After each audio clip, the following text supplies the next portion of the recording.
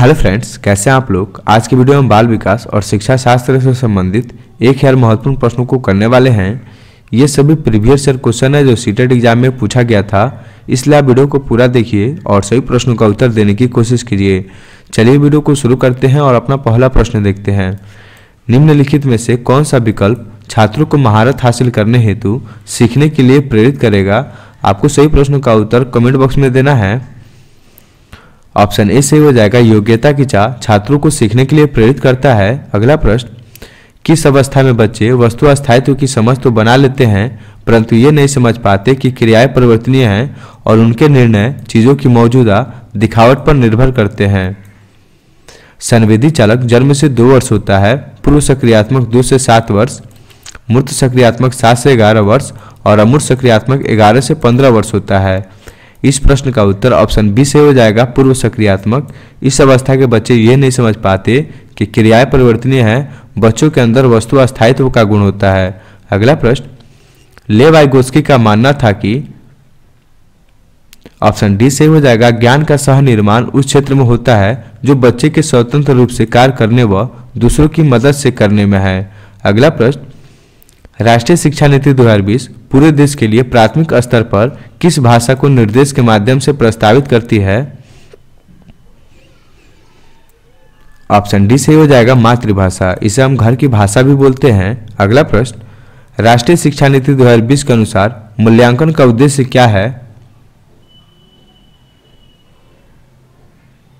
Option C से हो जाएगा, बच्चों को सीखने की प्रक्रिया में मदद करना।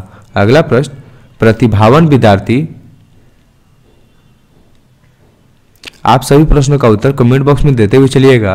ऑप्शन ए से हो जाएगा, जानकारी को जल्दी और सही तरीके से अवशोषित करते हैं। अगला प्रश्न, विद्यार्थियों को नए संप्रदाय पढ़ाते समय शिक्षक को निम्नलिखित में से किससे बचना चाहिए। प्रश्न पूछा है, शिक्षक को किससे बचना चाहिए नए संप्रदाय पढ़ाते समय। ऑप्शन सी से हो जाएगा, पहले जटिल अवधारणाओं को प्रस्तुत करें और फिर सरल की ओर बढ़े। शिक्षक को इससे बढ़ना चाहिए। नए संप्रदाय पढ़ाते समय बच्चों के सामने सबसे पहले हमें सरल अवधारणा को प्रस्तुत करना चाहिए, उसके बाद जटिल अवधारणा को प्रस्तुत करना चाहिए, लेकिन इस ऑप्शन में उल्टा लिखा गया था, इसलिए शिक्षक को इससे बचना चाहिए। अगला प्रश्न, निम्नलिखित में से कौन सा कथन आंतरिक प्रेरणा का उदाहरण है। आंतरिक प्रेरणा वह होता है जब हम कुछ सीखने के लिए कार्य करते हैं। प्रेरणा 2 प्रकार का होता है, एक होता है आंतरिक प्रेरणा और एक होता है बाह्य प्रेरणा। बाह्य प्रेरणा वह होता है जब हम कुछ लालच में, सजा से बचने के लिए या पुरस्कार पाने के लिए कार्य करते हैं। आंतरिक प्रेरणा वह होता है जब हम कुछ सीखने के लिए कार्य करते हैं। आपको चारों ऑप्शन दिख रहा होगा, इस प्रश्न का उत्तर दीजिए। आपको सभी में बताना है आंतरिक प्रेरणा का उदाहरण कौन है। ऑप्शन ए से हो जाएगा, मुझे पढ़ाई करनी चाहिए क्योंकि यह संप्रदाय की समझ बनाने के लिए जरूरी है। अगला प्रश्न, निम्न में से बच्चों के प्राथमिक समाजीकरण की संस्था कौन सी है। बच्चा सबसे पहले समाजीकरण अपने घर से सीखता है, अपने परिवार से सीखता है, इसलिए इस प्रश्न का उत्तर ऑप्शन डी हो जाएगा, परिवार। अगला प्रश्न, बाल केंद्रित कक्ष में विद्यार्थी। ऑप्शन बी से हो जाएगा, ज्ञान के सक्रिय निर्माता हैं। अगला प्रश्न, निम्नलिखित में से कौन सा कथन कक्षा में सवाल पूछने के संदर्भ में सही नहीं है। हमसे गलत कथन पूछा है। चारों ऑप्शन आपको दिख रहा होगा। ऑप्शन ए सही हो जाएगा, विद्यार्थी से प्रश्नों के उत्तर पूछने का मुख्य उद्देश्य उनका परीक्षण करना है, यह नहीं होगा। अगला प्रश्न, इस प्रश्न में आपके सामने 2 कथन है, कथन ए और कथन आर। आपको दोनों कथन को पढ़ना है और सही ऑप्शन सेलेक्ट करना है। कथन ए है, शिक्षकों को निर्णय लेने में विद्यार्थियों को शामिल करना चाहिए और कक्षा में सक्रिय भागीदारी को प्रोत्साहित करना चाहिए। कथन आर है, अधिगम शिक्षक द्वारा विद्यार्थियों को सीधे स्थानांतरित किया जाता है। आपको बताना है इन दोनों कथन में कौन कौन कथन सही है। चारों ऑप्शन आपको दिख रहा होगा। कथन ए भी सही है और कथन आर भी सही है। इस प्रश्न का उत्तर ऑप्शन ए हो जाएगा। ए और आर दोनों सही है और आर सही व्याख्या करता है ए की। अगला प्रश्न, त्रुटियों के बारे में निम्न में से कौन सा कथन सही है। ऑप्शन सी से हो जाएगा, त्रुटियों पर चर्चा और विश्लेषण द्वारा उन्हें अर्थपूर्ण अधिगम में बदला जा सकता है।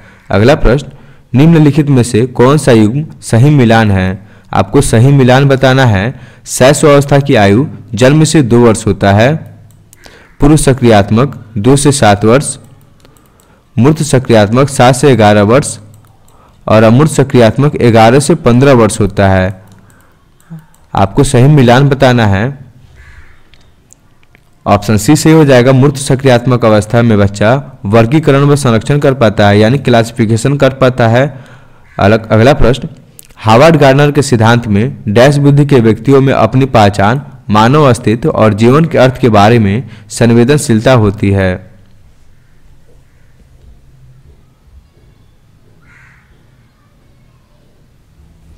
ऑप्शन डी से हो जाएगा अंतःवैयक्तिक। अगला प्रश्न, निम्नलिखित में से कौन सा व्यवहार पठन वैकल्य की पहचान है? पठन वैकल्य मतलब डिस्लेक्सिया की पहचान है।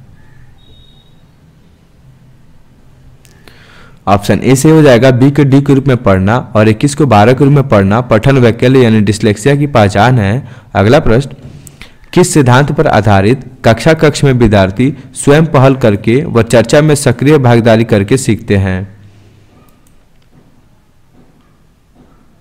ऑप्शन सी से हो जाएगा सामाजिक संरचनावादी।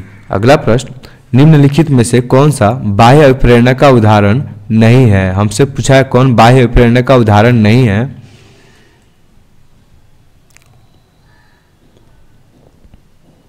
ऑप्शन बी से हो जाएगा ज्ञान प्राप्त करने के लिए वाद विवाद समूह में शामिल होना, यह आंतरिक प्रेरणा का उदाहरण है। अगला प्रश्न, निम्न में से किसने जोर दिया कि व्यक्तिगत विकास को सामाजिक और सांस्कृतिक संदर्भ के बिना नहीं समझा जा सकता? ऑप्शन ए से हो जाएगा ले वाइगोस्की। अगला प्रश्न, एक प्रगतिशील कक्षा में अधिगम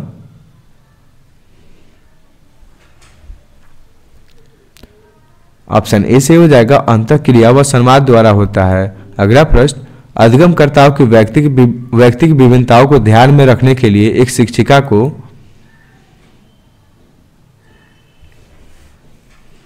सभी ऑप्शन आपके दिख रहे होंगे।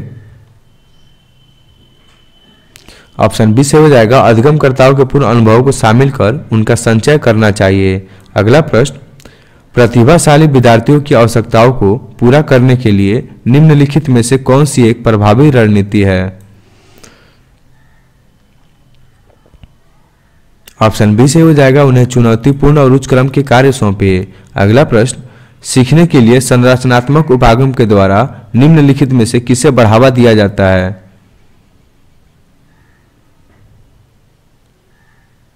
ऑप्शन बी से हो जाएगा पूछताछ आधारित शिक्षा।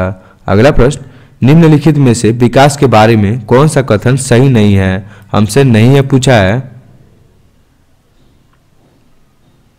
ऑप्शन सी से हो जाएगा विकास की दर एक समान और सार्वभौमिक है, ये गलत कथन है। हमारे अंदर व्यक्तिगत विभिन्नता होती है, सबका विकास दर अलग अलग होता है, किसी की लंबाई पहले बढ़ जाती है और किसी की लंबाई बाद में बढ़ती है।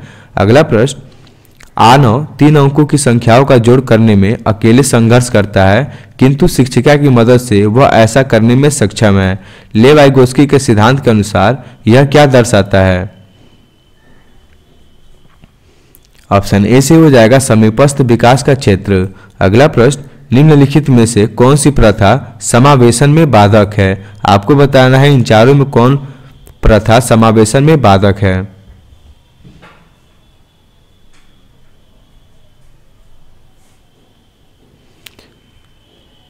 ऑप्शन बी से हो जाएगा सामग्री को केवल कुछ विद्यार्थियों की जरूरतों को पूरा करने के लिए डिजाइन किया गया है। अगला प्रश्न, निम्नलिखित में से कौन सा कारक अकादमिक प्रदर्शन में विद्यार्थियों की सफलता के लिए जिम्मेदार नहीं है? प्रश्न नहीं है पूछा है। ऑप्शन सी से हो जाएगा जिज्ञासा।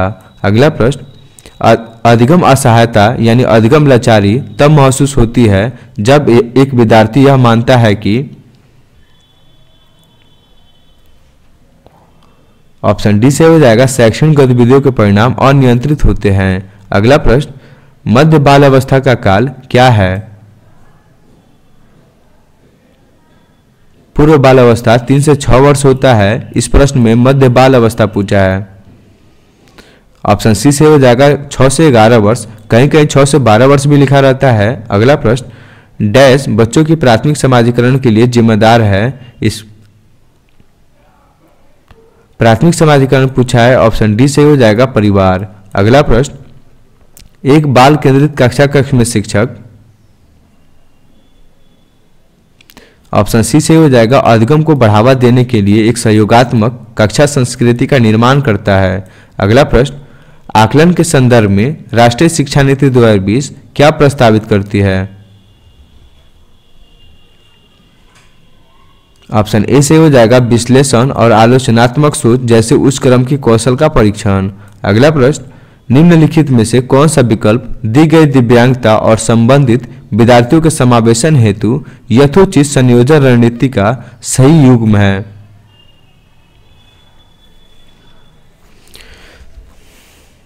ऑप्शन डी से हो जाएगा, वाक हानि, धैर्य दिखाना और प्रतिक्रिया देने के लिए पर्याप्त समय देना।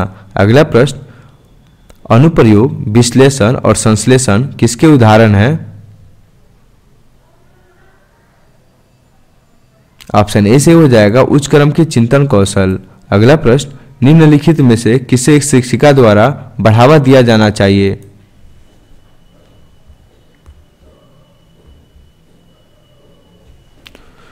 ऑप्शन ए से हो जाएगा, महारत हासिल करने की दिशा में उन्मुख लक्ष्य।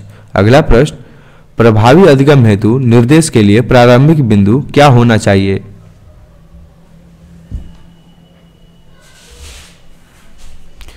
ऑप्शन बी से हो जाएगा, बच्चों का सामाजिक सांस्कृतिक परिप्रेक्ष्य। अगला प्रश्न, जीन पियाजे के अनुसार पूर्व सक्रियात्मक चरण में बच्चे निम्न में से क्या कर पाते हैं? पूर्व सक्रियात्मक 2 से 7 वर्ष होता है।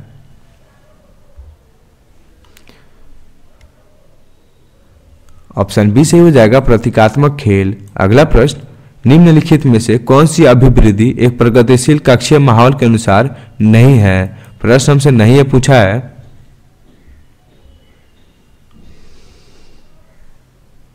ऑप्शन डी से हो जाएगा, अध्यापक द्वारा बाह्य अनुशासन कायम करना। अगला प्रश्न, वंचित और हाशिए पर स्थित समूहों की भाषा और संस्कृति को स्कूली पाठ्यक्रम में समावेशित करने से एक अध्यापक क्या सुनिश्चित कर सकता है? ऑप्शन बी से हो जाएगा, शिक्षा में साम्यता। अगला प्रश्न, कक्षा में सृजनात्मकता को बढ़ावा देने के लिए विद्यार्थियों को कैसे अवसर प्रदान करने चाहिए? प्रश्न, कक्षा में सृजनात्मकता को बढ़ावा देने के लिए विद्यार्थियों को कैसे अवसर प्रदान करने चाहिए? ऑप्शन बी से हो जाएगा, मौलिक खोज और सोच को बढ़ाने के। अगला प्रश्न, एक कक्षा में बच्चों की असफलता के भय को दूर करना क्यों जरूरी है? चारों ऑप्शन आपको दिख रहा होगा। ऑप्शन सी से हो जाएगा, असफलता और त्रुटियां बच्चे के अधिगम का स्वाभाविक हिस्सा हैं। अगला प्रश्न, शिक्षिका कक्षा में सकारात्मक रूप से सीखने का वातावरण किस प्रकार सुनिश्चित कर सकती है?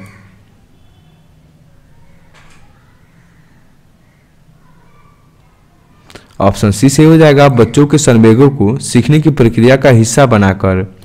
अगला प्रश्न, निम्नलिखित में से कौन सा कथन सही है?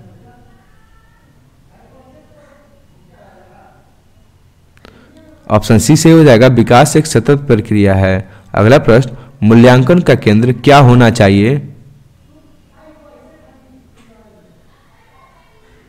ऑप्शन डी से हो जाएगा, अधिगमकर्ता क्या और कैसे सीख रहा है इसका वर्णन करना। अगला प्रश्न, गतिक दिव्यांगता वाले विद्यार्थियों का सफल समावेशन सुनिश्चित करने के लिए निम्न में से किससे बचना महत्वपूर्ण है? प्रश्न पूछा है, किससे बचना महत्वपूर्ण है?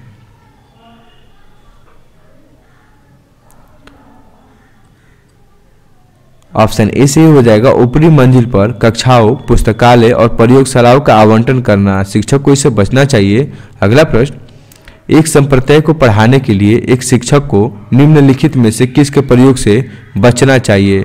इस प्रश्न में पूछा है किसके प्रयोग से बचना चाहिए।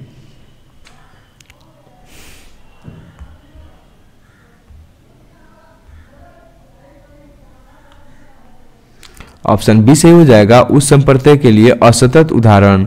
अगला प्रश्न, भाषा विकास के संदर्भ में संवेदनशील अवस्था कौन सी है? ऑप्शन बी से हो जाएगा, प्रारंभिक अवस्था। अगला प्रश्न, एक प्रगतिशील कक्षा में कौन सा विकल्प सार्थक शिक्षण को बढ़ावा देने के लिए व्यक्तिगत अधिगम विधि का उदाहरण है?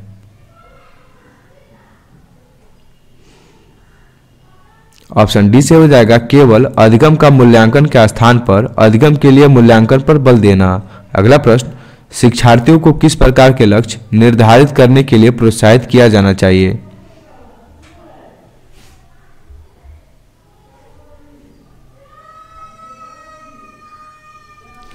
ऑप्शन ए से हो जाएगा प्रवीणता अभिमुखी लक्ष्य। अगला प्रश्न, बच्चे किस शिक्षा शास्त्र द्वारा सबसे अधिक अर्थपूर्ण अधिगम करते हैं? ऑप्शन सी से हो जाएगा जब वे कार्यों और क्रियाकलापों में क्रियाशीलता से भाग लेते हैं। अगला प्रश्न, इनमें से कौन सा अध्यापक द्वारा पाठ का उदाहरण नहीं है? प्रश्न हमसे नहीं है पूछा है। ऑप्शन बी से हो जाएगा रटना। अगला प्रश्न, रीना कक्षा में दी गई किसी भी समस्या को सुलझाने के लिए अलग अलग तरकीबों के बारे में सोचती है। यह निम्न में से किसका प्रतीक है? ऑप्शन डी से हो जाएगा अपसारी सोच।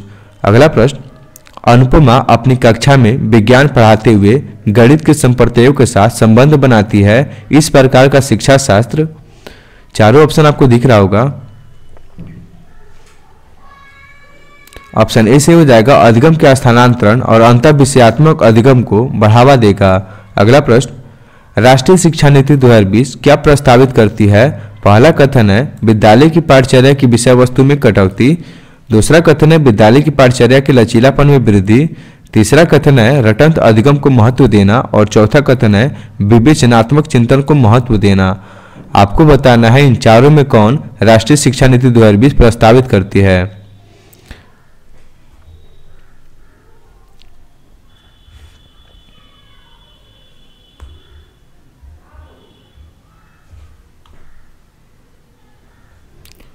पहला सही हो जाएगा, दूसरा सही होगा, तीसरा गलत है और चौथा सही है। इस प्रश्न का उत्तर ऑप्शन सी हो जाएगा।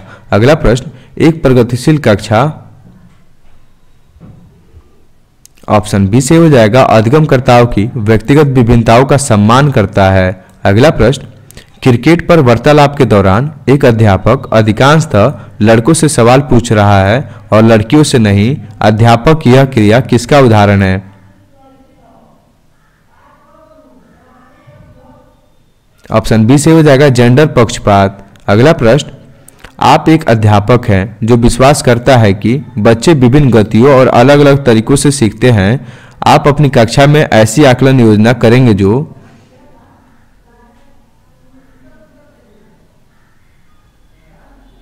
ऑप्शन डी से हो जाएगा आकलन के अलग अलग तरीकों पर आधारित हो। अगला प्रश्न, गुणज वैकल सीधे तौर पर निम्न में से किससे संबंधित है? ऑप्शन डी से हो जाएगा गणितीय संकल्पों के अधिगम में कठिनता से। अगला प्रश्न, बच्चे को बारंबार यह बोलने से कि वह अधिगम के लिए योग्य नहीं है किस संभावना को बढ़ावा देता है?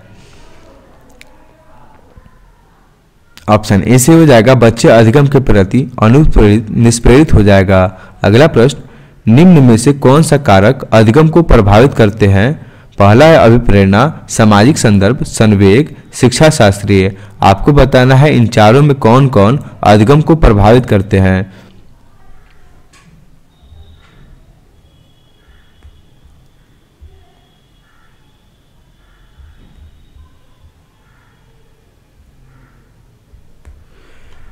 ये चारों ही अधिगम को प्रभावित करते हैं। हमारा ऑप्शन डी सही हो जाएगा, पहला, दूसरा, तीसरा और चौथा। अगला प्रश्न, बच्चों का विकास इनमें से किसका परिणाम है? ऑप्शन डी से हो जाएगा अनुवांशिकता और वातावरण के बीच परस्पर अंतःक्रिया का। अगला प्रश्न, एक विद्यालय बैडमिंटन प्रतियोगिता के लिए विद्यार्थियों का चयन करते समय लड़कों को प्राथमिकता देता है और संगीत प्रतियोगिता के लिए लड़कियों को प्राथमिकता देता है। यह क्या सूचित करता है?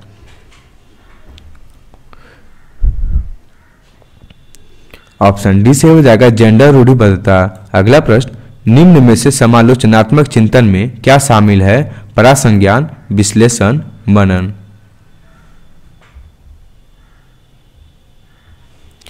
ये तीनों ही शामिल है, तो ऑप्शन हमारा ए सही हो जाएगा, पहला, दूसरा और तीसरा। अगला प्रश्न, एक बच्चा पेंसिल पकड़ने और लिखने से पहले गेंद फेंकने की क्षमता पा लेता है। यह स्थिति विकास के किस सिद्धांत की ओर इशारा करती है? ऑप्शन बी सही हो जाएगा, अधोगामी सिद्धांत। अगला प्रश्न, एक गणित अध्यापिका उच्चतर कौशलपूर्ण छात्रों को अपने सहपाठियों की सहायता और मार्गदर्शन करवाती है। वे किस सैद्धांतिक कार्य गठन का उपयोग करने का प्रयास कर रही है? ऑप्शन ए सही हो जाएगा, लेव वाइगोत्स्की का सामाजिक संरचनावाद। अगला प्रश्न, प्रवाह, विस्तारीकरण और लचीलापन निम्न में से किसके लक्षण हैं? ऑप्शन सी सही हो जाएगा, सृजनात्मकता का। अगला प्रश्न, अधिगमकर्ताओं द्वारा की गई त्रुटियों को समझना एक अध्यापिका के लिए महत्वपूर्ण है क्योंकि चारों ऑप्शन आपको दिख रहा होगा। ऑप्शन बी से हो जाएगा, वह अधिगमकर्ताओं की चिंतन प्रक्रिया को समझ सकती है। अगला प्रश्न, निम्नलिखित में से कौन सी योजनाएं समस्या समाधान के लिए प्रभावशाली है? कलन विधि, अन्वेषण, बिना बोध के प्रयत्न, त्रुटि दोहराव, प्रकारात्मक आबद्धता।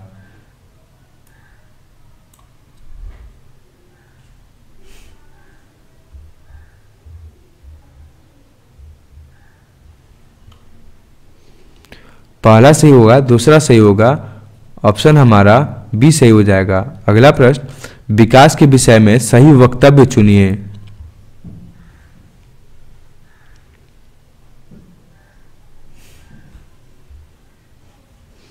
ऑप्शन बी सही हो जाएगा, विकास परिवर्तनीय है। अगला प्रश्न, फातिमा तर्क करती है कि आपको ईमानदार होना चाहिए क्योंकि इससे आपके माता पिता आप पर गर्व करेंगे। फातिमा कोहलबर्ग के नैतिक चिंतन के किस चरण में है?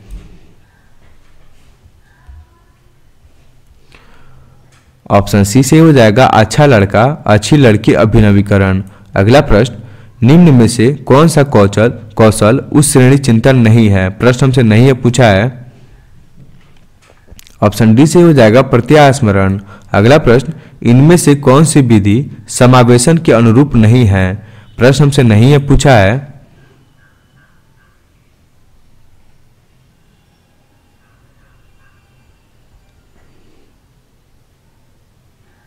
ऑप्शन डी से हो जाएगा, श्रवण अक्षमता वाले बच्चों के लिए अलग विद्यालय का प्रावधान। अगला प्रश्न, अबीर की कक्षा में बच्चे शिक्षक और सहपाठियों के साथ विविध प्रकार के चुनौतीपूर्ण क्रियाकलापों में भाग लेते हैं और मिलजुल कर ज्ञान का निर्माण करते हैं। इस प्रकार की कक्षा क्या कहलाती है? ऑप्शन ए से हो जाएगा, सामाजिक संरचनावादी। अगला प्रश्न, निम्न में से कौन सी तकनीक अध्यापन अधिगम प्रक्रिया की गुणवत्ता को नहीं बढ़ाएगी? प्रश्न हमसे नहीं पूछा है। ऑप्शन डी से हो जाएगा, बच्चों द्वारा विविध तरीकों से नामीकरण।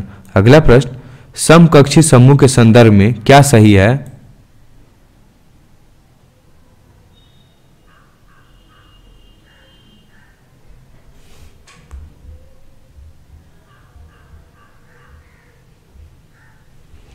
ऑप्शन ए से हो जाएगा, बच्चों के द्वितीयक समाजीकरण में उनकी एक महत्वपूर्ण भूमिका होती है। अगला प्रश्न, हार्वर्ड गार्डनर के बहुबुद्धि सिद्धांत के अनुसार इनमें से कौन सी बुद्धि जटिल आंतरिक भावनाओं को पहचानने और उनका प्रयोग करके अपने आचरण को दिशा देने की योग्यता से संबंधित है?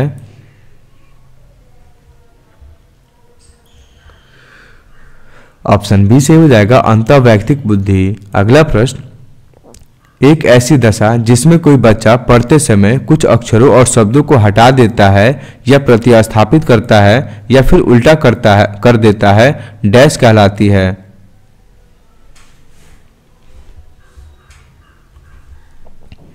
ऑप्शन ए से हो जाएगा, वाचन वैकल्य। अगला प्रश्न, निम्न में से कौन सा सवाल प्रक्रियात्मक ज्ञान से संबंधित है?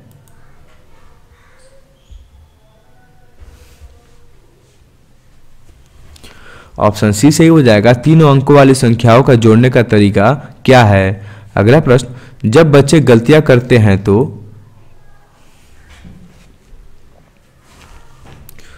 ऑप्शन डी से हो जाएगा, शिक्षक को बच्चे की सोचने समझने की प्रक्रिया को समझने के लिए उसके साथ चर्चा करनी चाहिए।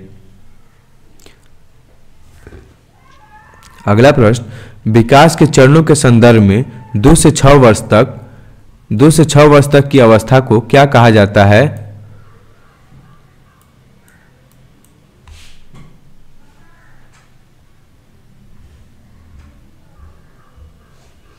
ऑप्शन ए से हो जाएगा प्रारंभिक बाल्य अवस्था। अगला प्रश्न, जीन पियाजे के अनुसार बच्चे द्वारा संरक्षण संबंधी समस्याओं का समाधान निकालने की योग्यता तार्किकता के किन आधारभूत पहलुओं पर निर्भर करती है?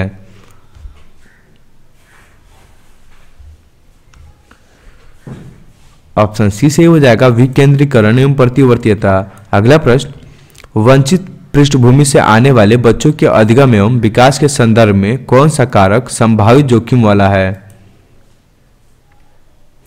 सभी ऑप्शन आपको दिख रहा होगा।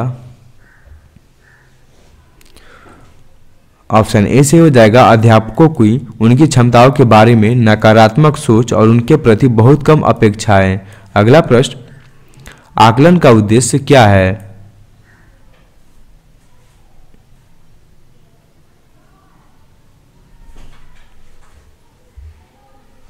ऑप्शन सी से हो जाएगा अधिगम पर विश्वसनीय प्रतिपुष्टि देना। कथन ए है, अहमद प्रभावशाली समस्या समाधान को समुन्नत करने के लिए अपनी कक्षा के बच्चों का समानांतर रूप से सोचने के लिए कहता है। कथन आर है, बच्चे सार्थक तरीके से सीखते हैं जब अध्यापक उन्हें मौका देते हैं कि वे पहले से जो जानते हैं उससे संबंध बनाएं। आपको बताना है इन दोनों कथन में कौन कौन कथन सही है। चारों ऑप्शन अभी आपको दिख रहा होगा। ये दोनों कथन ही सही है। ऑप्शन हमारा ए सही हो जाएगा। ए और आर दोनों सही है और आर सही व्याख्या करता है ए की। अगला प्रश्न, निम्नलिखित में से कौन सा कक्षा में सामाजिक भावात्मक अधिगम को समुन्नत करता है?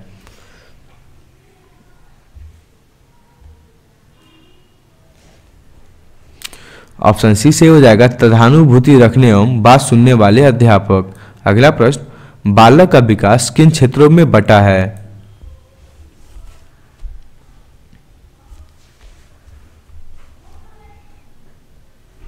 ऑप्शन सी से हो जाएगा शारीरिक, संज्ञानात्मक, गामक और सामाजिक।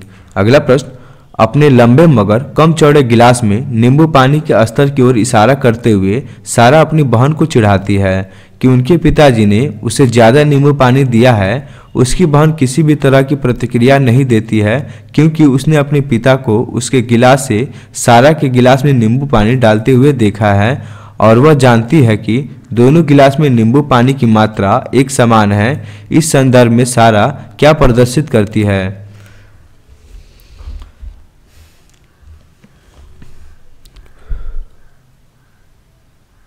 ऑप्शन ए से हो जाएगा केंद्रीकरण। अगला प्रश्न, जेंडर। ऑप्शन सी से हो जाएगा सामाजिक संरचनाओं द्वारा आरोपित होता है। अगला प्रश्न, लॉरेंस कोहलबर्ग के अनुसार 7-8 वर्षीय बच्चों में नैतिक निर्णय लेने का आधार क्या है? ऑप्शन सी से हो जाएगा दंड और आज्ञा पालन। अगला प्रश्न, किस स्तर पर बच्चों में अपने आसपास की दुनिया के बारे में एक जीववादी दृष्टिकोण होता है और वे मानते हैं कि पेड़ पौधे और चलते हुए बादलों और लुढ़कते पत्थरों की मनसाएं और इरादे हो सकते हैं? संवेदी चालक अवस्था जन्म से 2 वर्ष होते हैं, पूर्व सक्रियात्मक 2 से 7 वर्ष, मूर्त सक्रियात्मक 7 से 11 वर्ष और अमूर्त सक्रियात्मक 11 से 15 वर्ष होते हैं। प्रश्न, किस स्तर पर बच्चों में अपने आसपास की दुनिया के बारे में एक जीववादी दृष्टिकोण होता है और वे मानते हैं कि पेड़ पौधे और चलते हुए बादलों और लुढ़कते पत्थरों की मनसाएं और इरादे हो सकते हैं? जैसे हम बचपन में ट्रेन से कहीं जाते थे तो हमें भी लगता था कि ट्रेन के साथ साथ पेड़ भी चलता है। ऑप्शन बी से हो जाएगा पूर्व सक्रियात्मक अवस्था। अगला प्रश्न, एक बच्ची लिखाई में निरंतर कठिनाई का सामना करती है, उसे अक्षर बनाने और शब्दों के बीच अंतराल करने में चुनौती महसूस होती है। यह लक्षण किस अधिगम विकार की ओर इशारा करते हैं?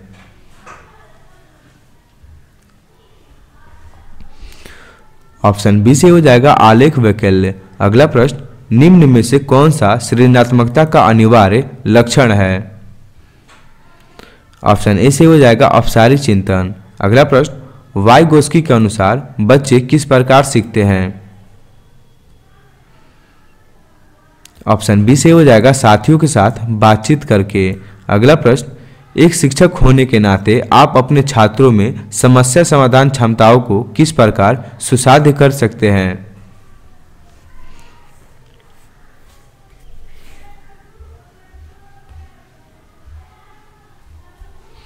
ऑप्शन सी सही हो जाएगा, समरूपों के इस्तेमाल को बढ़ावा देकर।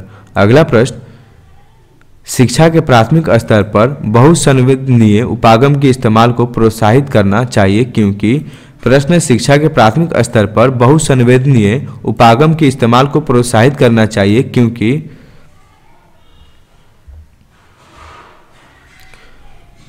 ऑप्शन ए सही हो जाएगा, यह अधिगम को और अधिक प्रभावशाली बनाता है। अगला प्रश्न, विकास की किस अवस्था में बच्चे कल्पनाशीलता वाले खेल में सक्रिय रूप से भाग लेते हैं?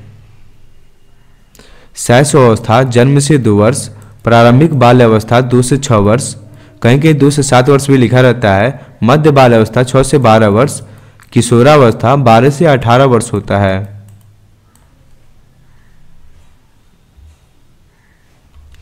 ऑप्शन बी से हो जाएगा, प्रारंभिक बाल्यावस्था। अगला प्रश्न, एक अध्यापिका अपनी कक्षा के लिए ले वाइगोस्की के सामाजिक संरचनावादी सिद्धांतों पर आधारित शिक्षण अधिगम प्रक्रिया तैयार करना चाहती है, उसे निम्न में से किसके प्रयोग से बचना चाहिए? प्रश्न पूछा है, किसके प्रयोग से बचना चाहिए?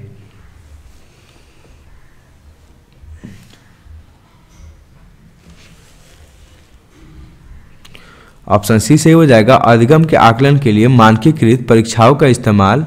अगला प्रश्न, किस विचारक ने इस बात को नकारा है कि बुद्धि एकल इकाई है और कई पृथक स्वतंत्र बुद्धियों का सिद्धांत प्रतिपादित किया है?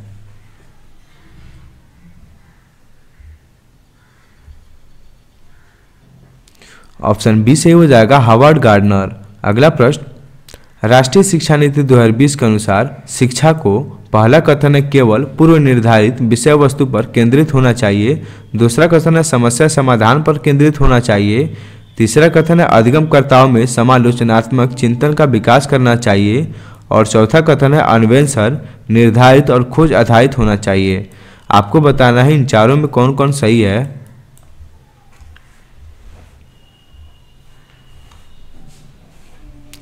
पहला कथन गलत है, दूसरा सही है, तीसरा सही है और चौथा सही है।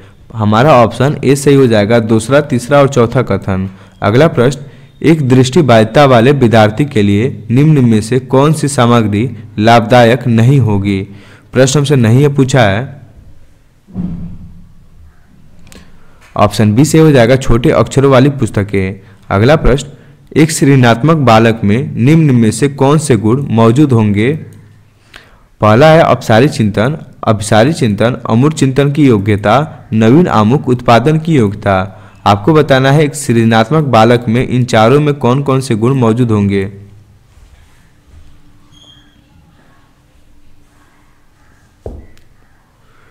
पहला मौजूद होगा, अपसारी चिंतन मौजूद होगा, दूसरा नहीं होगा, अमूर्त चिंतन की योग्यता ये भी मौजूद होगा, नवीन आमुख उत्पादन की योग्यता ये भी मौजूद होगा। यानी हमारा पहला, तीसरा और चौथा, पहला, तीसरा और चौथा ऑप्शन सी सही हो जाएगा। अगला प्रश्न, कक्षा नियमन में विद्यार्थी की सहकारिता हेतु एक अध्यापक को क्या करना चाहिए?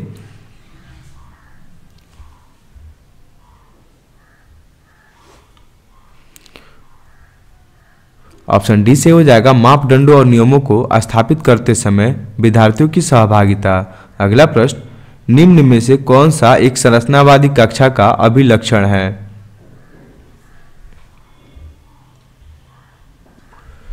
ऑप्शन डी से हो जाएगा, कक्षा कक्ष में बच्चों के पिछले अनुभवों का उपयोग नए ज्ञान की रचना के लिए किया जाता है। अगला प्रश्न, कोविड-19 महामारी के दौरान तनाव ने विद्यार्थियों के प्रदर्शन को नकारात्मक रूप से प्रभावित किया है, यह निम्नलिखित में से किस प्रकार के संबंध को स्पष्ट करता है? ऑप्शन बी से हो जाएगा, संज्ञान और संवेग। अगला प्रश्न, विकासात्मक परिवर्तन किसका परिणाम है?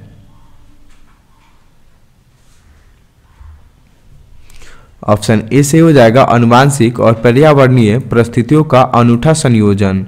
अगला प्रश्न, एक बच्चे में दूसरों की नियत और इच्छाओं को समझने की योग्यता है, यह बुद्धि के किस स्वरूप को दर्शाती है?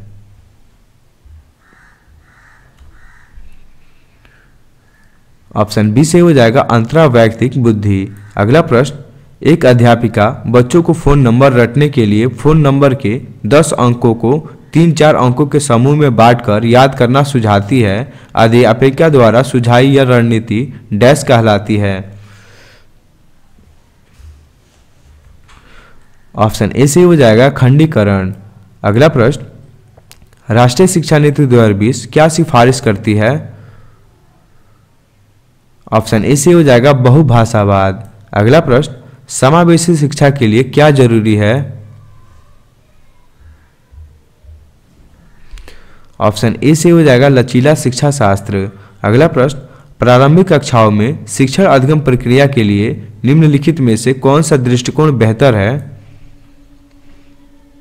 ऑप्शन बी से हो जाएगा करके सीखना। अगला प्रश्न, निम्नलिखित में से कौन सी शैक्षणिक पद्धतियां शिक्षण अधिगम प्रक्रिया में सकारात्मक योगदान नहीं देती है?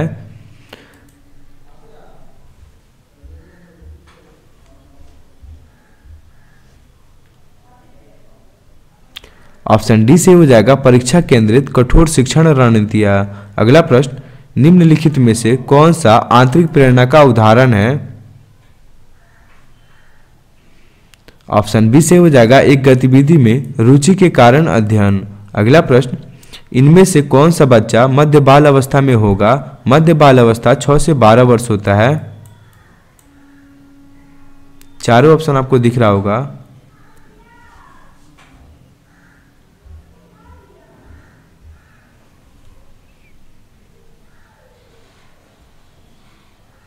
ऑप्शन बी से हो जाएगा एक बच्चा जिसने नियमों के अर्थ की समझ विकसित कर ली है और तर्क कर सकता है। अगला प्रश्न, पियाजे के अनुसार एक शिक्षक का डैश और डैश होना बहुत जरूरी है। ऑप्शन ए से हो जाएगा गतिशील और लचीला। अगला प्रश्न, हावर्ड गार्डनर के सिद्धांत में सोच को व्यक्त करने के लिए धारा प्रवाह और लचीले ढंग से भाषा का उपयोग करने की क्षमता डैश बुद्धि की विशेषता है?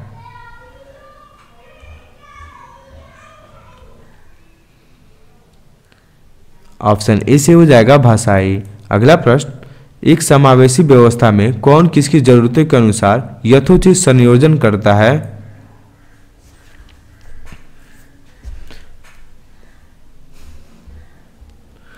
ऑप्शन बी से हो जाएगा स्कूल छात्र की जरूरतों के अनुसार। अगला प्रश्न, कथन ए है यह महत्वपूर्ण है कि विद्यार्थियों को अपने स्वयं के अधिगम पर कुछ नियंत्रण करने की अनुमति दी जाए।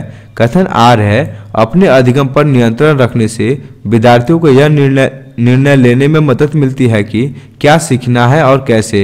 आपको बताना है दोनों कथन में कौन कौन कथन सही है।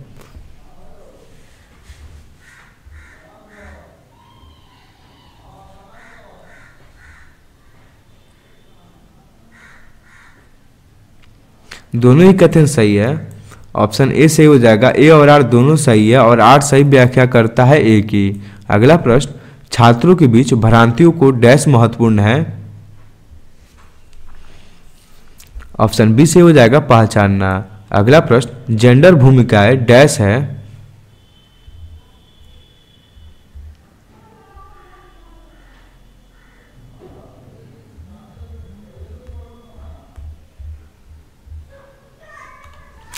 ऑप्शन ए से हो जाएगा अधिग्रहित व्यवहार। अगला प्रश्न, कथन ए है पढ़ाते समय एक शिक्षक को पाठ्य सामग्री को दर्शाने के विभिन्न तरीके अपनाने चाहिए। कथन आर है शिक्षक को अधिगमकर्ताओं की विविध आवश्यकताओं हेतु अपने शिक्षा शास्त्र को उनके अनुकूल बनाना चाहिए। बताना है दोनों कथन में कौन कौन कथन सही है।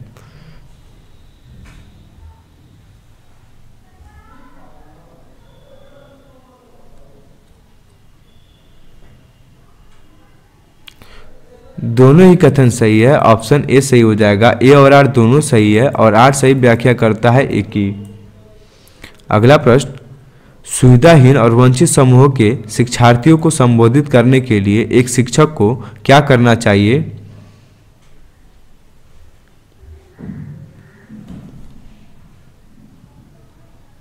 ऑप्शन ए से हो जाएगा सभी छात्रों में अपनेपन की भावना को बढ़ावा देना चाहिए। अगला प्रश्न, सार्थक सीखने के लिए निम्न में से क्या महत्वपूर्ण है?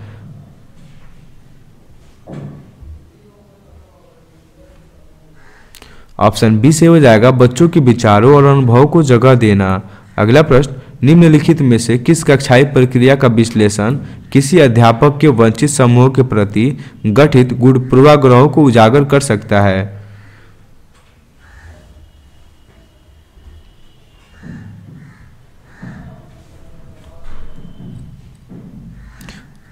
ऑप्शन ए से हो जाएगा लिंग, जाति और आर्थिक श्रेणी के आधार पर निर्धारित आसन व्यवस्था। अगला प्रश्न, जब सीखी जाने वाली सामग्री हो तो विद्यार्थी बेहतर सीखते हैं। ऑप्शन बी से हो जाएगा मौजूदा ज्ञान से जुड़ी। अगला प्रश्न, एक प्राथमिक कक्षा में शिक्षक को छात्रों को प्रश्न पूछने। ऑप्शन ए से हो जाएगा के लिए प्रोत्साहित करना चाहिए, यानी प्रश्न पूछने के लिए प्रोत्साहित करना चाहिए। अगला प्रश्न, वाइगोस्की के सिद्धांत के अनुसार निजी संवाद। ऑप्शन सी से हो जाएगा जटिल कार्य करते समय बच्चे को उसके व्यवहार संचालन में सहायता देता है।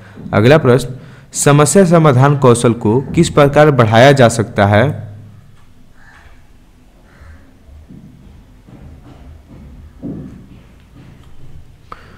ऑप्शन सी से हो जाएगा समाधानों के वैकल्पिक तरीकों को मानकर। अगला प्रश्न, डैश बच्चों के समाजीकरण की प्राथमिक संस्था है। ऑप्शन डी से हो जाएगा परिवार। अगला प्रश्न, प्रगतिशील शिक्षा में पाठचर्या के उद्देश्य डैश को महत्व देते हैं। ऑप्शन सी से हो जाएगा आलोचनात्मक चिंतन। अगला प्रश्न, निम्नलिखित में से कौन सा कथन सही नहीं है? हमको गलत कथन बताना है। ऑप्शन बी से हो जाएगा विकास केवल आनुवंशिकता से प्रभावित होता है। अगला प्रश्न, आसना अच्छा करती है क्योंकि वह दूसरों द्वारा अच्छा देखा जाना चाहती है। वह लॉरेंस कोहलबर्ग के नैतिक विकास के किस चरण में है?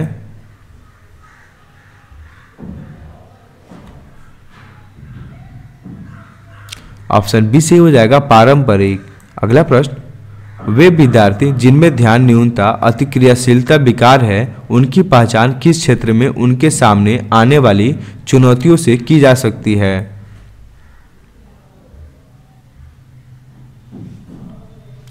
ऑप्शन बी से हो जाएगा किसी दिए गए कार्य को लंबे समय तक जारी रखना। अगला प्रश्न, स्वयं के ज्ञाता होने का ज्ञान या जागरूकता क्या दर्शाती है?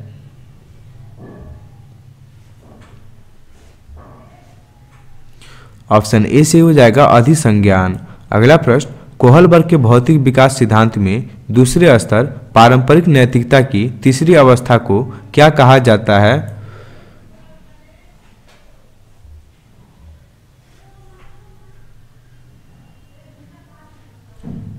ऑप्शन बी से हो जाएगा अच्छा लड़का अच्छी लड़की अभिविन्यास। अगला प्रश्न, निम्नलिखित में से कौन सा बच्चों के समाजीकरण का प्राथमिक कारक है? ऑप्शन बी से हो जाएगा निकटस्थ परिवार। अगला प्रश्न, डैश बुद्धि कौशल उस कौशल की ओर संकेत करता है जो कि दूसरों के मनोदशाओं, स्वभावों और आशयों को पहचानता है तथा उन पर उपयुक्त प्रतिक्रिया देता है।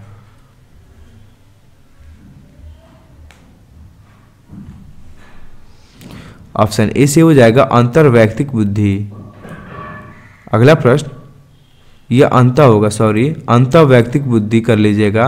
अगला प्रश्न, यह अवधारणा कि बच्चों के आचरण को प्रबलीकरण और दंडों द्वारा परिवर्तित किया जा सकता है इस विचार पर आधारित है कि प्राथमिक रूप से विकास किससे प्रभावित होता है?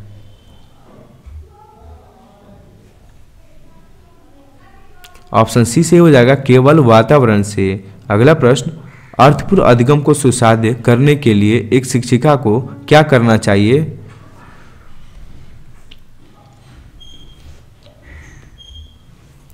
ऑप्शन डी से हो जाएगा संप्रदायों की समझ को महत्व देना चाहिए। अगला प्रश्न, समूहों में चर्चा करना और सकारात्मक शिक्षक छात्र संबंध किस कक्षा कक्ष की विशेषता है?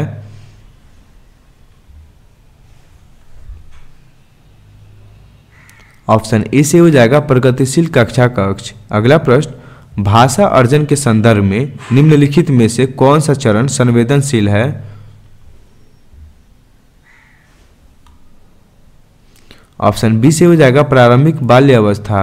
अगला प्रश्न, वाइगोस्की के संरचनावाद में किसकी भूमिका अहम है? ऑप्शन ए से हो जाएगा भाषा। अगला प्रश्न, अक्सर यह तर्क दिया जाता है कि पुरस्कार देना अधिगमकर्ताओं को अभिप्रेरित करने का उत्तम तरीका नहीं है, क्योंकि? ऑप्शन ए से हो जाएगा इससे आंतरिक अभिप्रेरणा क्षीण होती है। अगला प्रश्न, निम्न में से कौन सा समावेश का नियम है? प्रश्न है निम्न में से कौन सा समावेश का नियम है? ऑप्शन सी से हो जाएगा व्यक्तिगत भिन्नताओं को स्वीकार करना। अगला प्रश्न, जेंडर एक डैश अवधारणा है? ऑप्शन सी से हो जाएगा सामाजिक। अगला प्रश्न, निम्न में से कौन सा मानदंड निर्देशित आकलन है?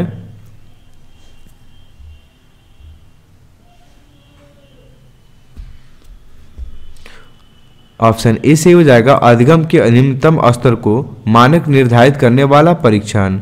अगला प्रश्न, वाइगोस्की के सिद्धांत के अनुसार सहायक खोज किस में सहायक है? ऑप्शन बी से हो जाएगा सहपाठी सहयोग। अगला प्रश्न, अध्यापकों को उदाहरण देते हुए महिलाओं को नर्स व अध्यापिका दिखाने में तथा पुरुषों को डॉक्टर या पायलट दिखाने तक सीमित नहीं करना चाहिए, इससे क्या चिन्हित होता है? ऑप्शन बी से हो जाएगा जेंडर रूढ़िबद्धता। अगला प्रश्न, राष्ट्रीय शिक्षा नीति 2020 किस पर बल देती है? ऑप्शन ए से हो जाएगा लचीला बहुस्तरीय गति आधारित अधिगम। अगला प्रश्न, एक नवीन परिस्थिति में दूसरों की तुलना में अधिक अपसारिक चिंतन करने वाले व्यक्ति की बुद्धि का वर्गीकरण क्या है? ऑप्शन सी से हो जाएगा सृजनात्मक बुद्धि। अगला प्रश्न, कक्षा में विद्यार्थियों को त्योहारों को मनाने के अपने अनुभवों को साझा करने के अवसर देना और उसके आधार पर सूचना निर्मित करने को बढ़ावा देना किसका उदाहरण है?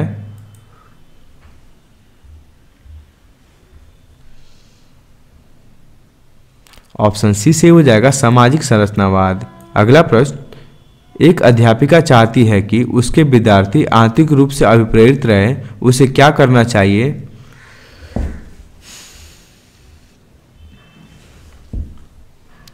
ऑप्शन डी से हो जाएगा बच्चों में जिज्ञासा प्रोत्साहित करनी चाहिए और सीखने के आनंद को अभिप्रेरित करना चाहिए। अगला प्रश्न, ले वाइगोस्की का संज्ञानात्मक विकास का सिद्धांत किससे संबंधित है? ऑप्शन ए से हो जाएगा सामाजिक सांस्कृतिक दृष्टिकोण। अगला प्रश्न, जब हरजोत को अपने प्रदत्त कार्य में सितारा नहीं मिलता तो वह बहुत परेशान हो जाती है। अपने काम के संदर्भ में दी गई किसी भी आलोचनात्मक टिप्पणी के प्रति वह रक्षणात्मक रुख अपनाती है। इस संबंध में निम्नलिखित में से कौन सा उपागम सबसे अधिक प्रभावकारी होगा?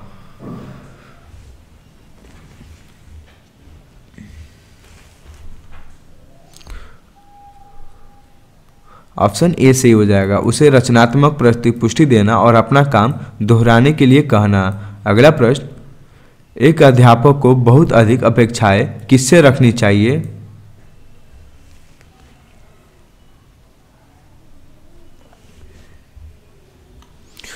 ऑप्शन बी से हो जाएगा जेंडर और वर्ग को ध्यान में न रखते हुए सभी विद्यार्थियों से। अगला प्रश्न, जब कोई विद्यार्थी परीक्षा में असफल होता है या होती है तो इसका क्या अर्थ है? ऑप्शन डी से हो जाएगा यह व्यवस्था की असफलता है। अगला प्रश्न, विद्यालय बच्चों को नए व्यवहार और नियम सिखाते हैं और उनसे इसी अनुरूप क्रिया की अपेक्षा करते हैं। विद्यालय समाजीकरण की डैश संस्था के रूप में कार्य कर रहा है।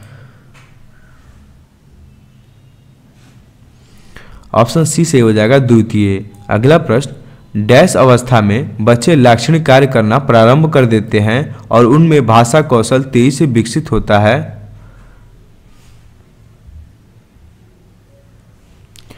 ऑप्शन सी से हो जाएगा पूर्व सक्रियात्मक। अगला प्रश्न, हार्वर्ड गार्डनर के अनुसार किसी अन्य व्यक्ति के मनोदशा, स्वभाव और प्रवृत्ति को समझकर प्रतिक्रिया देने की योग्यता को किस नाम से जाना जाता है?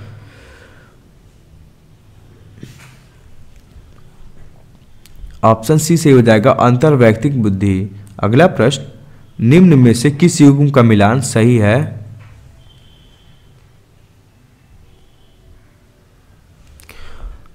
ऑप्शन बी से हो जाएगा लेखन वैकल्पिक विषय पढ़ने में कठिनाई। अगला प्रश्न, एक अध्यापक पठन शुरू करने के लिए अपने विद्यार्थियों को कलम, चीता, पानी जैसे अर्थपूर्ण शब्दों की पहचान करने के लिए प्रोत्साहित करता है। इस शिक्षा शास्त्रीय प्रक्रिया में अधिगम का कौन सा सिद्धांत निहित है?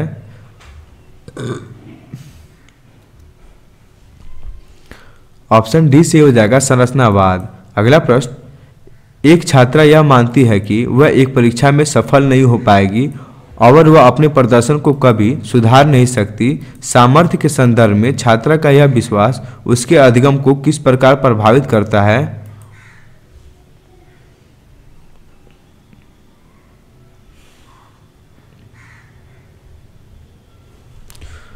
ऑप्शन सी से हो जाएगा छात्रा के कार्य छोड़ने की अनुभूति का एहसास दिलाता है और उसे अधिगम असहायपन की ओर ढकेलता है।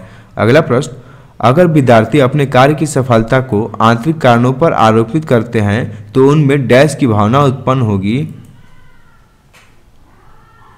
ऑप्शन सी से हो जाएगा गर्व। अगला प्रश्न, किसके सिद्धांत में भाषा बच्चों के संज्ञानात्मक विकास में महत्वपूर्ण भूमिका निभाती है? ऑप्शन ए से हो जाएगा लेव वाइगोस्की। अगला प्रश्न, एक शिक्षिका यह धारणा रखती है कि लड़के अधिक बुद्धिमान और जोखिम लेने वाले होते हैं और लड़कियां आज्ञाकारी और ईमानदार होती है और उनके अनुसार व्यवहार करती है। यह किसका उदाहरण है?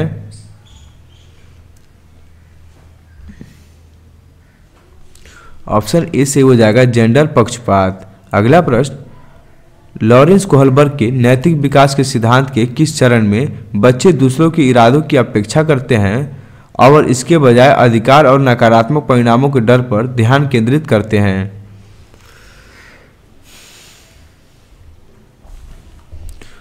ऑप्शन ए से हो जाएगा सजा और आज्ञाकारिता अभिविन्यास। अगला प्रश्न, निम्नलिखित में से पाठ का सही उदाहरण क्या है? ऑप्शन बी से हो जाएगा संकेत एवं इशारे देना। अगला प्रश्न, विविध सांस्कृतिक पृष्ठभूमि के विद्यार्थियों को सफलतापूर्वक सम्मिलित करने के लिए शिक्षक को निम्नलिखित में से किससे बचना चाहिए?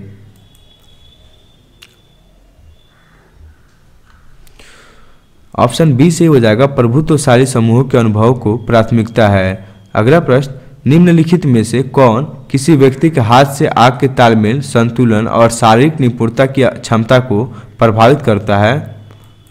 प्रश्न, निम्नलिखित में से कौन किसी व्यक्ति के हाथ से आग के तालमेल, संतुलन और शारीरिक निपुणता की क्षमता को प्रभावित करता है?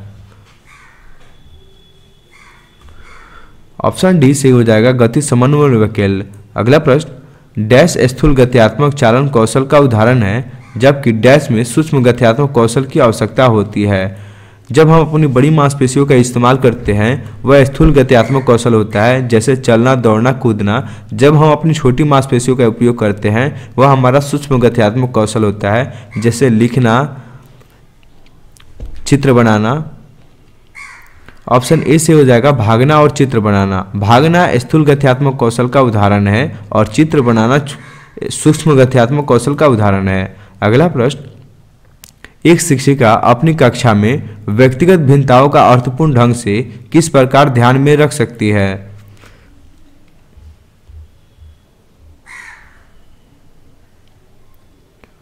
ऑप्शन ए से हो जाएगा यह स्वीकार करके कि भिन्नताओं का अर्थ अभाव नहीं है। अगला प्रश्न, एक प्रगतिशील कक्षा में निम्न में से कौन सी मूल्यांकन विधि का इस्तेमाल नहीं होता होगा? ऑप्शन सी से हो जाएगा केवल मानक निर्देशित मूल्यांकन पर आश्रय।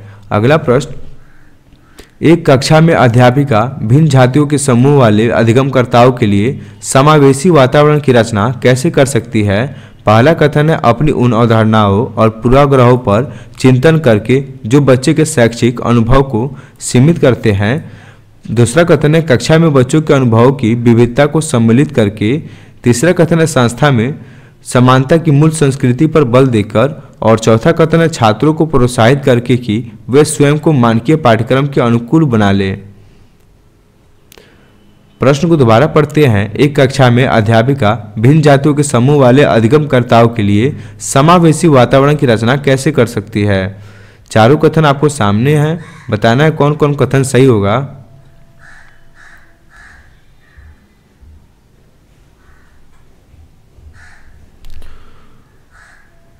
पहला सही हो जाएगा, दूसरा सही होगा, तीसरा सही होगा। इस प्रश्न का उत्तर ऑप्शन ए सही हो जाएगा। अगला प्रश्न, भारतीय संसद ने दिव्यांग व्यक्तियों के लिए निम्नलिखित में से कौन सा कानून हाल ही में पारित किया गया है।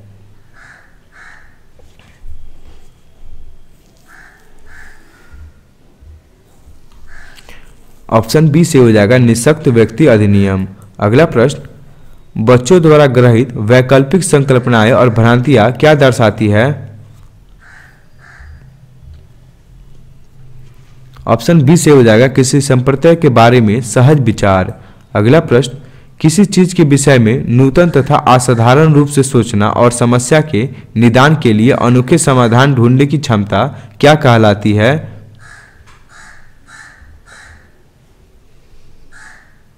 ऑप्शन डी से हो जाएगा सृजनात्मकता। अगला प्रश्न, मीरा विद्यालय के बाद गिटार का अभ्यास करती है, वह इस कार्य से प्रेम करती है और यह उसे संतुष्टि देता है, यह क्या दर्शाता है। ऑप्शन बी से हो जाएगा आंतरिक प्रेरणा। अगला प्रश्न, वह खेल जो बच्चों को दूसरे के विचारों, विश्वासों और भावनाओं को समझने में सहायक होता है, क्या कहलाता है।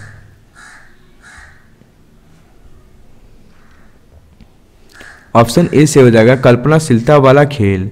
अगला प्रश्न, वह छात्र जिन्हें पठन वैकल्य है उन्हें मुख्यतः किसमें दिक्कत आती है। ऑप्शन ए से हो जाएगा पढ़ने व लिखने में। अगला प्रश्न, किसी प्रगतिवादी कक्षा के बारे में एक अध्यापिका का क्या विश्वास होना चाहिए। चारों ऑप्शन आपके सामने हैं।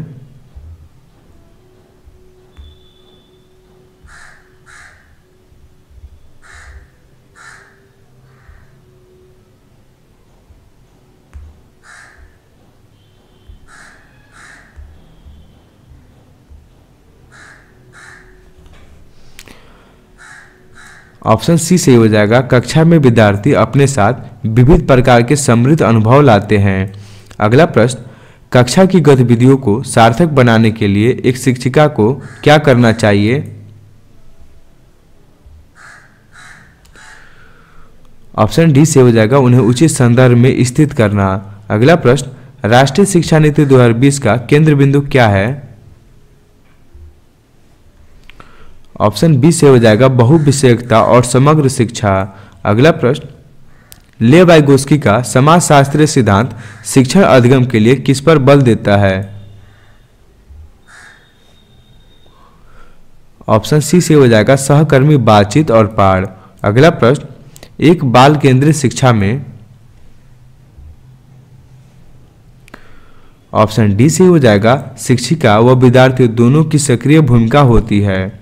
अगला प्रश्न, किस प्रकार की प्रेरणा उन गतिविधियों से जुड़ी है जो अपने आप में आनंददायक व संतोषजनक है। ऑप्शन ए से हो जाएगा आंतरिक अभिप्रेरणा। अगला प्रश्न, राष्ट्रीय शिक्षा नीति 2020 यह प्रस्ताव रखती है कि।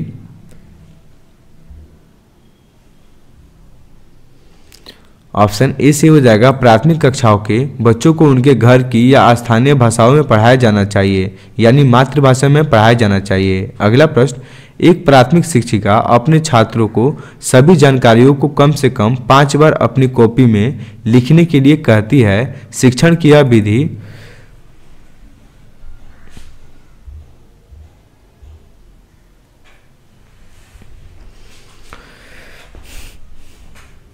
ऑप्शन सी से हो जाएगा प्रभावकारी नहीं है क्योंकि केवल पूर्वाभ्यास करना अर्थपूर्ण अधिगम की उपयुक्त तकनीक नहीं है। अगला प्रश्न, निम्नलिखित में से कौन सा सिद्धांत यह दर्शाता है कि विकास दिशात्मक है सिर से पैर की ओर? ऑप्शन ए से हो जाएगा शीर्षगामी सिद्धांत। अगला प्रश्न, कथन ए, सभी बच्चे परीक्षाओं में अच्छे अंक लाए यह सुनिश्चित करने के लिए बच्चों में असफलता का भय और उपलब्धि का दबाव पैदा नहीं करना चाहिए। कथन आर है, अर्थपूर्ण अधिगम हो सके इसके लिए महत्वपूर्ण है कि बच्चे शारीरिक और भावात्मक सुरक्षा महसूस कर सकें। दोनों कथन में आपको बताना है कौन कौन कथन सही है।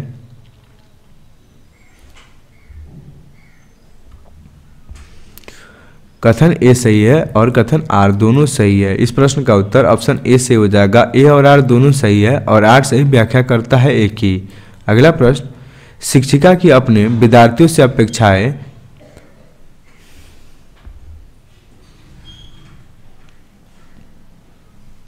ऑप्शन ए से हो जाएगा उनके अधिगम पर महत्वपूर्ण प्रभाव डालती है। अगला प्रश्न, निम्नलिखित में से कौन सा उम्र समूह जीन पियाजे के संज्ञानात्मक विकास के सिद्धांत के मूर्त सक्रियात्मक अवस्था यानी चरण के समनुरूप है? ऑप्शन सी से हो जाएगा 7 से 11 साल। अगला प्रश्न, निम्नलिखित में से कौन सा कथन प्राथमिक शिक्षा में समावेश की भावना का सटीक रूप से वर्णन करता है? प्रश्न, निम्नलिखित में से कौन सा कथन प्राथमिक शिक्षा में समावेश की भावना का सटीक रूप से वर्णन करता है? सभी ऑप्शन आपको दिख रहा होगा।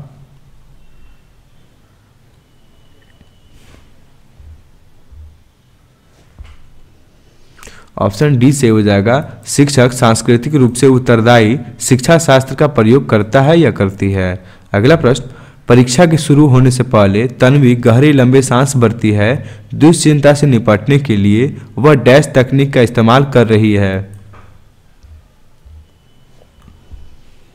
ऑप्शन बी से हो जाएगा भाव नियमन। अगला प्रश्न, संकल्पनात्मक चित्रण नए संप्रदायों की समझ को किस प्रकार सुसाध्य करते हैं? ऑप्शन ए से हो जाएगा जानकारी को संश्लेषित और सुव्यवस्थित करके। अगला प्रश्न, पूर्व सक्रियात्मक अवस्था के बच्चों के लिए शिक्षक को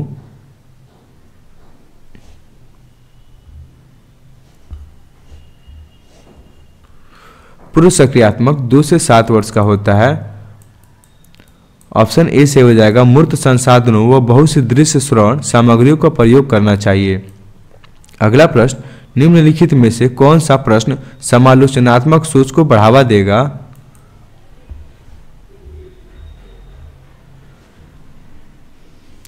ऑप्शन डी से हो जाएगा शहरीकरण और वैश्वीकरण के विभिन्न सामाजिक आर्थिक स्तर के लोगों पर अलग अलग प्रभाव का विश्लेषण करें। अगला प्रश्न, राष्ट्रीय शिक्षा नीति 2020 प्रस्तावित करती है कि शिक्षा डैश होनी चाहिए। ऑप्शन बी से हो जाएगा अन्वेषण प्रेरित खोज उन्मुखी। अगला प्रश्न, बच्चों के बारे में निम्नलिखित कथनों में से कौन सा सही है? पहला कथन है बच्चे वैज्ञानिक शोधकर्ता बनने के लिए पैदा होते हैं। दूसरा कथन है बच्चे पर्यावरण के सक्रिय अन्वेषक है। तीसरा कथन है बच्चे वयस्कों की तरह सोचते हैं सिर्फ उनसे कम। और चौथा कथन है बच्चे सामाजिक अंतःक्रिया द्वारा अपने परिवेश से अर्थ सृजित करने के लिए पैदा होते हैं। आपको बताना है इन चारों कथन में कौन बच्चे के लिए सही है।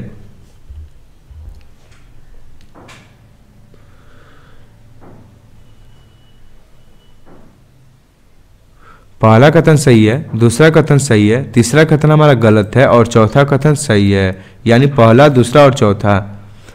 ऑप्शन सी सही हो जाएगा। अगला प्रश्न, आर्थिक रूप से कमजोर वर्ग के विद्यार्थियों की शिक्षा के संबंध में शिक्षा का अधिकार अधिनियम 2009 के खंड 12 द्वारा निम्नलिखित में से किसकी सिफारिश की गई है?